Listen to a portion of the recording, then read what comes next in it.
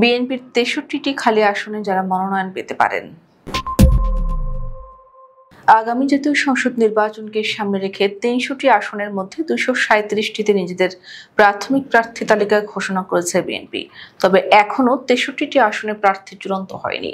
সোমবার রাতে প্রার্থী তালিকা প্রকাশের পর এসব খালি আসনে কারা মনোনয়ন পেতে পারেন তা নিয়ে রাজনৈতিক অঙ্গনে নানা জল্পনা চলছে। দলটির একাধিক সূত্র বিবিসি বাংলাকে জানিয়েছে, ওই আসনগুলোর বড় অংশ মিত্র দলগুলোর জন্য ছেড়ে দেওয়া হতে পারে। প্রার্থী তালিকা ঘোষণার পর বিএনপি মহাসচিব মির্জা ফখরুল ইসলাম আলমগীর বলেন, আমাদের সঙ্গে যারা যুগপথ আন্দোলনে ছিলেন, যেসব আসনে তারা আগ্রহী সেসব আসনে আমরা প্রার্থী দেইনি। তারা তাদের নাম ঘোষণা করলে আমরা চূড়ান্ত করব।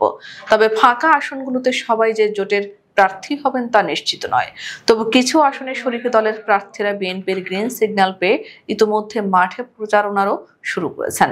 তবে বিএনপি যেসব আসন ফাঁকা রেখেছে সেগুলোর সব শরিকি দলের জন্য রাখা হয়েছে কিনা এ নিয়েও রয়েছে অনিশ্চয়তা। ২৩৭টি আসনে প্রার্থী ঘোষণা হওয়ার পর বাকি ৬৩টি আসনে কারা দলীয় মনোনয়ন পাবেন তা নিয়ে রাজনৈতিক মহলে আলোচনা আরও জোরালো হয়েছে। বিএনপি মহাসচিবও ইঙ্গিত দিয়েছেন, এসব আসনের অনেকগুলোই জোট ও সমমনা দলগুলোর জন্য রাখা হয়েছে।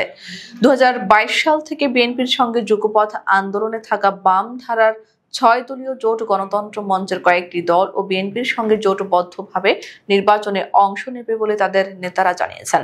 ঢাকা সিটি কর্পোরেশন এলাকার মোট ১৫টি আসনের মধ্যে ৯টিতে প্রার্থী দিয়েছে বিএনপি, আর ফাঁকা রেখেছে ৬টি। এর মধ্যে ঢাকা ১৩ ও ঢাকা ১৭ বেশি আলোচনায়। ঢাকার বাইরে ব্রাহ্মণবাড়িয়া ৬ আসনে জোটের প্রার্থী হিসেবে নির্বাচনে অংশ নিতে যাচ্ছেন গণসংহতি আন্দোলনের প্রধান সমন্বয়ক জুনায়েদ সাকি।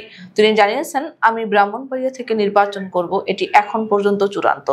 যদিও স্থানীয় বিএনপি নেতাদের প্রতিবাদ মিছিলের মুখেও পড়তে হয়েছে তাকে। এছাড়া চট্টগ্রাম ১৪ আসনে এলডিপি সভাপতি অলি আহমেদের ছেলে অধ্যাপক ওমর ফারুক, বগুড়া ২-এ নাগরিক ঐক্যের আহ্বায়ক মাহমুদুর রহমান মান্না, পিরোজপুর ১-এ জাতীয় পার্টির চেয়ারম্যান মোস্তফা জামাল হায়দার, লক্ষ্মীপুর ১-এ এলডিপির চেয়ারম্যান শাহাদাত হোসেন সেলিম, কিশোরগঞ্জ ৫-এ বাংলাদেশ জাতীয় দলের চেয়ারম্যান সৈয়দ এহসানুল হুদা এবং বিএনপির সমর্থন পেতে পারেন বলে জানা গেছে।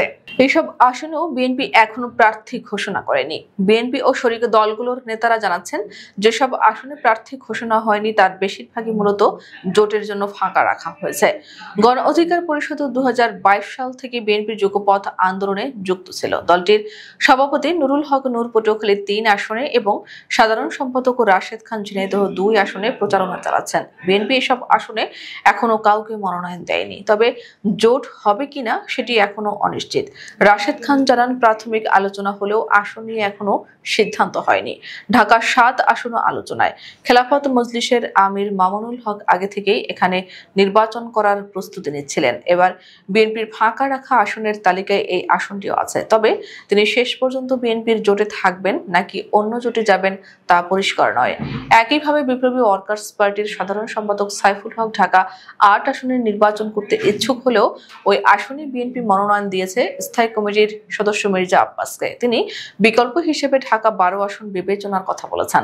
যদিও সেই আসনেও বিএনপি প্রার্থী ঘোষণা করেছে। বিএনপি নেতারা জানিয়েছেন, কিছু আসনে দলীয় সিদ্ধান্ত এখনো চূড়ান্ত হয়নি। কৌশলগত বা স্থানীয় বিবেচনায় পরে সিদ্ধান্ত জানানো হবে।